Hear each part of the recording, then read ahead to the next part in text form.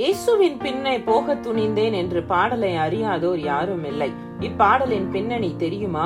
150 ஆண்டுகளுக்கு முன் இங்கிலாந்தின் வேல்ஸ் பகுதியில் ஏற்பட்ட எழுப்புதலின் விளைவாக பல ஊழியர்கள் உலகின் பல நாடுகளுக்கு சிதறி சென்று சுவிசேஷத்தை அறிவித்தனர். அஸ்ஸாமில் வாழ்ந்து வந்த நாகா பழங்குடியினர் மக்கள் மத்தியிலும் சில மிஷனரிகள் வந்தார்கள். மனிதர்களின் தலையை வெட்டி அதன் எண்ணிக்கையின் மூலம் அவனின் வீரத்தை மதிப்பிடும் கொடூரமான மக்கள் இவர்கள். மிஷனரியின் பணியால் ஒரு குடும்பம் கிறிஸ்துவை ஏற்றுக்கொண்டது. இதை அறிந்த கிராம தலைவன் கிராமத்தையே ஒன்று கூட்டி அவனுக்கு தண்டனை வழங்க தீர்மானித்தார்.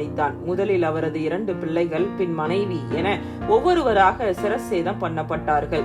ஒவ்வொரு முறையும் கிறிஸ்துவை மறுதலிக்க கூறினான். ஆனால் இம்மனிதரோ இயேசுவின் பின்னே போக துணிந்தேன், பின்னோக்கேன் என்று கூறி தன் ஜீவனையும் விட்டான்.